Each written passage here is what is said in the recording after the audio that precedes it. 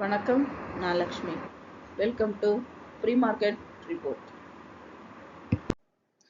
இங்க 6ஆம் தேதி பிப்ரவரி நிஃப்டியோட high price, low price, closing price, அதோட pivot point, 3 resistant level, 3 support level நம்மளோட கால்குலேஷன் ஃபார்முலா வச்சு கண்டுபிடிச்சிருக்கோம். கால்குலேஷன் ஃபார்முலாக்குரிய லிங்க் டிஸ்கிரிப்ஷன்ல இருக்கு, செக் பண்ணிக்கோங்க. இங்க நம்ம பார்த்துட்டு இருக்கிறது 15 நிமிஷம் சார்ட். நிஃப்டி பார்த்தோம் அப்படின்னா நமக்கு பைவட் பாயிண்ட்டுக்கு கீழே க்ளோஸ் ஆயிருக்கு. 5ஆம் தேதியும் 6ஆம் தேதியும் நமக்கு தொடர்ந்து பைவட் பாயிண்ட் கீழே க்ளோஸ் ஆயிருக்கு. அதுக்கு முன்னாடி வரைக்கும் நமக்கு பைவட் பாயிண்ட்டுக்கு மேலே தான் க்ளோஸ் ஆகிட்டு இருந்தது. அதனால நமக்கு ஒரு பாசிட்டிவ்லேயே ஓப்பன் ஆகிட்டு இருந்தது. முந்தா நாள், அதாவது 5ஆம் தேதி நமக்கு பைவட் பாயிண்ட் கீழே க்ளோஸ் ஆயிருந்தது. ஒரு கரெக்ஷன் கொடுத்துச்சு. நேற்றும் பார்த்தோம்னா நமக்கு பைவட் பாயிண்ட் கீழே தான் க்ளோஸ் ஆயிருக்கு. இருந்தாலும் ஓப்பனிங் பாயிண்ட் மற்றும் இந்த சப்போர்ட் அண்ட் ரெசிஸ்டன்ட் லெவலை வச்சே நம்ம எந்த பக்கம் மூவ் ஆகுதுங்கிறத தீர்மானிக்கலாம். இன்னைக்கு பைவட் பாயிண்ட்டுக்கு மேலே ஓப்பன் ஆச்சுன்னா 23,748 வரைக்கும் போகிறதுக்கான வாய்ப்புண்டு. இந்த ஜோனை பிரேக் அவுட் பண்ணிச்சுன்னா 23,869 வரைக்கும் போகிறதுக்கான வாய்ப்புண்டு. இந்த ஜோனை பிரேக் அவுட் பண்ணிச்சுன்னா 23,965 வரைக்கும் போகிறதுக்கான வாய்ப்புண்டு. பைவட் ஜோனை பிரேக் அவுட் பண்ணி கீழே ஓப்பன் ஆச்சுன்னா 23,531 வரைக்கும் போகிறதுக்கான வாய்ப்புண்டு. இந்த ஜோனை பிரேக் அவுட் பண்ணிச்சுன்னா 23,435 வரைக்கும் போகிறதுக்கான வாய்ப்புண்டு. இந்த ஜோனையும் பிரேக் அவுட் பண்ணுச்சுன்னா 23,314 வரைக்கும் போகிறதுக்கான வாய்ப்புண்டு. இங்கே நம்ம பார்த்துட்டு இருக்கிறது 1 ஹவர் சார்ட். பிகினர்ஸ்க்கு வந்து இந்த resistant and support levels intraday ட்ரேடிங்க்கு ரொம்ப உதவியாக இருக்கும். நம்ம ஆர்டரை எந்த இடத்துல ஓப்பன் பண்ணலாம், எந்த இடத்துல க்ளோஸ் பண்ணலாம் அப்படிங்கிறத இந்த சப்போர்ட் அண்ட் ரெசிஸ்டன்ட் லெவல் நமக்கு தெளிவாக வந்து ஒரு பிளான் பண்ணி கொடுக்கறதுக்கு ரொம்ப வசதியாக இருக்கும். இங்கே நம்ம பார்த்துட்டு இருக்கிறது பார்த்தோம்னா இந்த 2 லைன்ஸ் என்ன அப்படின்னா, நமக்கு மார்க்கெட் வந்து அடுத்த வாரத்தில் மூவ் ஆனால் எந்த இடத்துல சைட்வேஸில் மூவ் ஆகும் அப்படின்னு ஒரு ஐடியா வர்றதுக்காக நம்ம இந்த பாக்ஸ் 2 பக்கம் வரைஞ்சிருக்கோம்.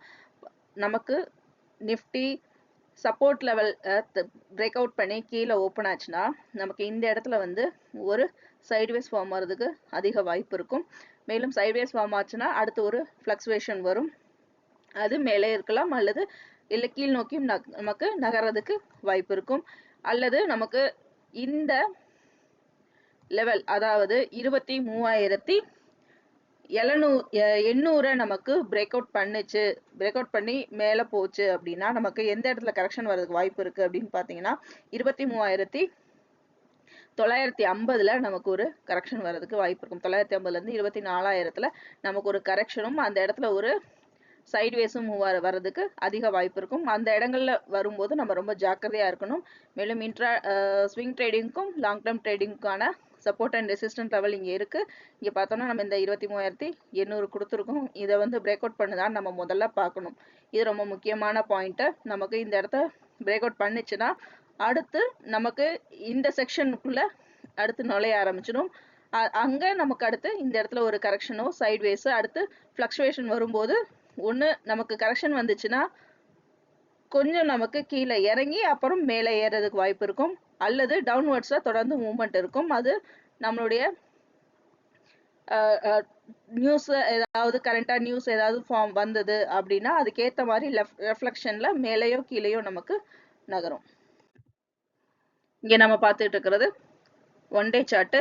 இந்த 1 டே சார்ட்ல பார்க்கும்போது நம்ம க்ளோனிங் சேனல்ல 3வது சேனல்ல ஆல்ரெடி வந்து ட்ரேட் ஆகிட்டு இருந்ததை நம்ம பார்த்துருந்தோம். இப்போ நமக்கு 2வது சேனலுக்குள்ள நிஃப்டி உள்ள நுழைஞ்சிருக்கு. 2வது சேனல்ல நமக்கு 5ஆம் தேதி ட்ரேட் ஆயிருந்தது. நேத்திக்கும் பார்த்தோம்னா நமக்கு இந்த சார்ட்டுக்குள்ள தான் ட்ரேடிங் ஓப்பன் ஆனது.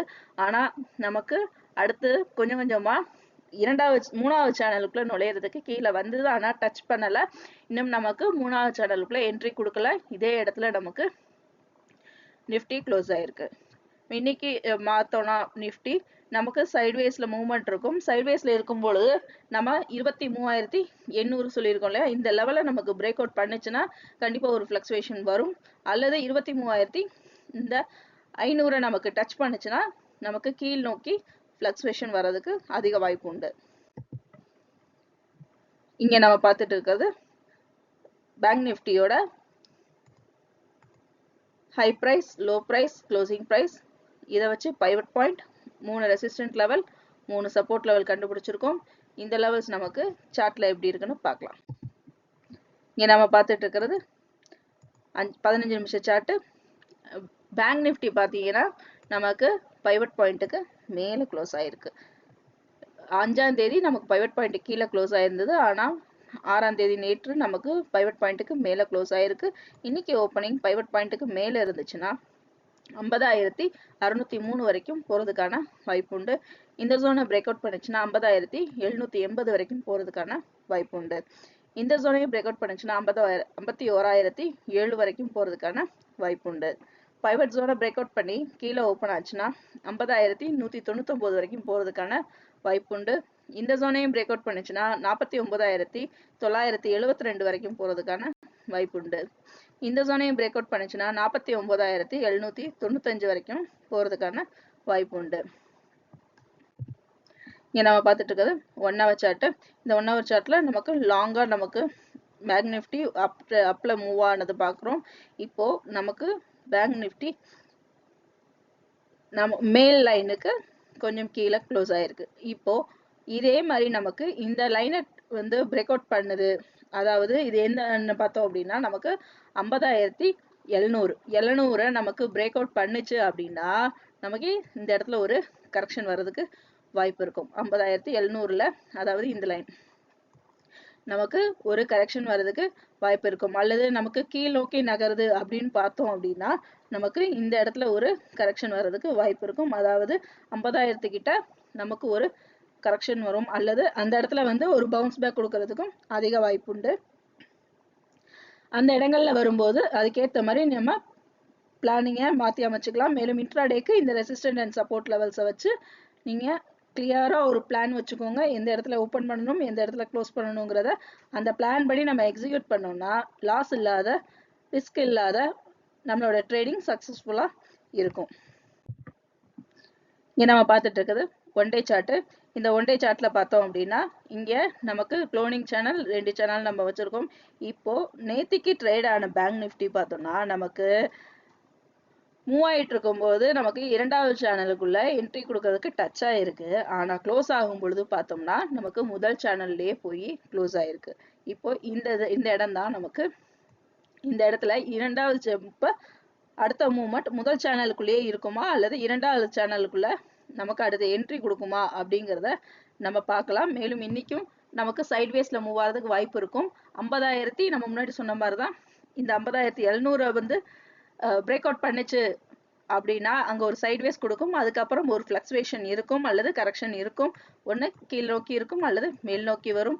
அதே மாதிரி கீழே வரும்பொழுது 50,000 இந்த லெவல்ஸ் எல்லாம் நம்ம இங்கே கணக்கில் வச்சுக்கிட்டோம். ஏன்னா 50,000 அப்படிங்கிறது ஒரு அந்த நம்பரில் நமக்கு வந்து ஒரு கரெக்ஷனோ அல்லது சைட்வேஸோ கண்டிப்பாக ஒரு பவுன்ஸ் பேக்கோ நடக்கும். அந்த இடங்கள்லையும் ரொம்ப ஜாக்கிரதையாக இருக்கணும்.